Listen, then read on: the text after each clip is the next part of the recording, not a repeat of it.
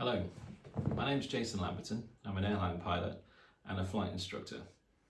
But today I want to talk to you about my journey from type 2 diabetes and back to not being diabetic. So stick around for the journey. I hope you find it interesting. It started for me in December 2021 when I went to visit my general practitioner, and I had a sore on the inside of my left heel that just wouldn't go away. In fact, there was 4 small dots and they wouldn't go away. No matter what potions or ointments I used, if you will, they just wouldn't go away. So I went to see my doctor. He didn't really know what it was. He had a suspicion. So they took a blood sample to send off to the lab to see if I was suffering from some kind of infection, I guess. I'm not a doctor, so that's my brain improvising. And 10 days later, they called me. In fact, a lady called me, and she was, shall we say, elevated when she called me. Not excited, but elevated. And she asked me if I was okay. I said yes. And she said, "Are you in any pain?" I said no. And then I paused and said, "And who am I speaking to?" And she apologized. And she told me she was the diabetic nurse from my local surgery. And of course, the question mark goes off in the mind, the light bulb goes on, and you think, diabetic? What's that about? I don't know anything about being diabetic or diabetes. And she said to me, "I'd like you to go to the local hospital, which was 30 miles away. And I've made an appointment for you." And I said, okay. But before I get into that, this started for me much sooner than that. In fact, 2014, this began for me. Now, if you've landed on this video today, it's because you're either type 2 diabetic and you want to change it, you've been diagnosed as pre-diabetic, or you're getting to a stage where you're feeling the symptoms, but nobody has told you that you have or you haven't got diabetes yet, type 2 diabetes. So you're looking for some answers.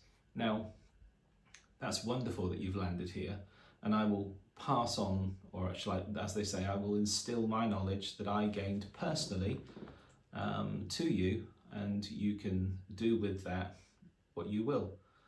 So 2014, commercial pilot, flying business jets, flight instructor, and running a flight school in Southern California, in fact Los Angeles County in Southern California.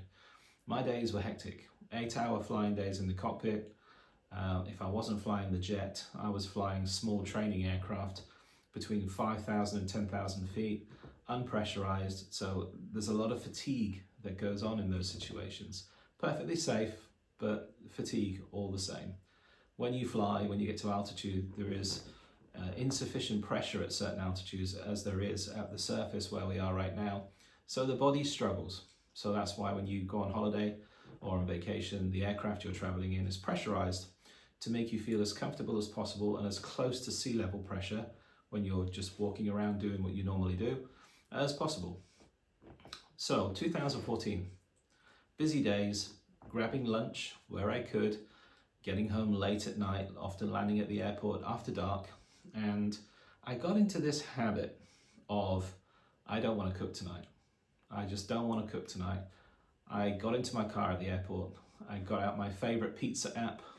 I would order the pizza, drive home, take my uniform off, put on my sweatpants, my tracksuit bottoms, depending where you are in the world. And there'd be a knock at the door and pizza's delivered, sit down in front of the TV, maybe not eat all the pizza, have 3 or 4 slices, go to bed, because tomorrow morning we're going to be wheels up at 7:30 in the morning. So I needed to get at least 10 hours of rest. So I eat my pizza, I go to bed. I get up, get showered, get dressed, just like you do. I go to work, just like you do. Now this starts to compound when you're taking shortcuts with your meals. So the symptoms that you start to feel are insidious. They creep up on you, so you don't really know they're there. One moment you go, oh, my knee's aching longer than it usually does. in the fall or in the winter time when it gets the autumn, when it starts to get cooler. Or like me, I have a sore on the inside of my heel that's not going away. I need to get that looked at and go back to work because you're so busy.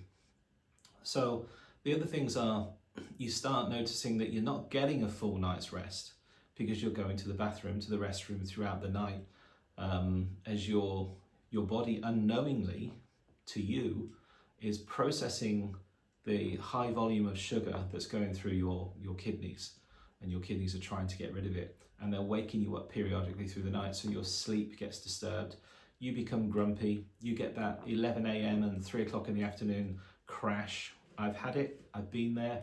I'm not talking about anything here to you that I haven't experienced. This is all from my experience. I've absolutely been here. And all these things start to compound, and one day you sit down and go, my standard of life has changed. It's definitely changed, and I'm suffering a little bit here. So life goes on. In 2016, my father got really ill. In 17, he passed away, and I flew back to the United Kingdom to take care of family for a short while, which ended up being a long while. And during that period, I got this sore on the inside of my heel. I went to my doctor, and they did the blood tests, and we fast forward now to that telephone conversation. She said to me, I need you to go to the hospital. I've made an appointment. I said, okay, when would you like me to go? She said, now.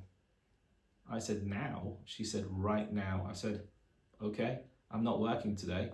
I'll grab my keys. She said, don't drive. Get somebody to drive you. I said, what's your concern here? And she said, I actually thought when I called your number, somebody was going to answer and say you're deceased. And of course, that just stopped me in my tracks. I was horrified.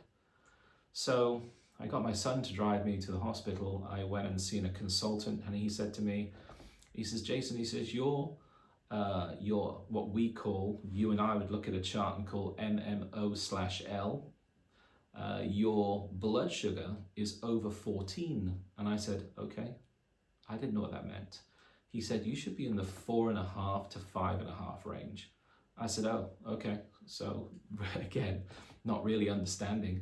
He said, your triglycerides, I don't know what those are. He said, basically the sugar and the fat that's circulating around your bloodstream is like soup. I went, well, I can understand that's not good. And he said, and your cholesterol, I've heard of cholesterol, we all have, your cholesterol is higher than anybody I've ever seen still alive. Now, at this point, you start to get this unnerving, cold sort of, almost shiver go down your spine, because your brain now kicks in and says, well, mine did. You're in trouble here. How do you fix this quickly? So I got my A1C test with all these results. They come through in an app here from the National Health Service. In the United States, of course, we would walk into our doctor at an appointment and say, I want a full blood panel. They'd go, absolutely, Jason, we'll get it done for you. Insurance pays for it. Copay takes care of the out-of-pocket expense, and boom, there is your blood panel. Here in the United Kingdom, we have to go through the National Health Service. It's just as good. It just takes a little bit longer in a different way. So if you want to see those, the results of the A1C test, by the way, I put them up on my website to show people what they actually look like and what's in an A1C test. If you go to jasonlambertononline.com, it's on my homepage there. Just go and take a look at it if you're interested in knowing what's in an A1C test. So he said to me, I'm going to prescribe insulin. You need to take insulin. You need to get basically the glucose out of your blood as fast as possible, because you have a condition that is stopping your cells from absorbing the glucose, the sugar, the glucose in your bloodstream that your pancreas is creating to get rid of the excess resources that you have. So I said, okay, I don't like the sound of insulin. And I left his office and I went to the pharmacy downstairs, and this worked out to be a saving grace. They did not have the insulin in stock that was required for me. So they asked me to come back in 6 hours or in 10 days. I chose 10 days, and in the next video, I'm going to tell you why I chose 10 days and how that worked out for me. So if you've got this far, fantastic. This is my personal story. If you'd like to join me on the rest of the story, please follow along, and I'd love to see you in the next video. Thanks for watching. Bye-bye now.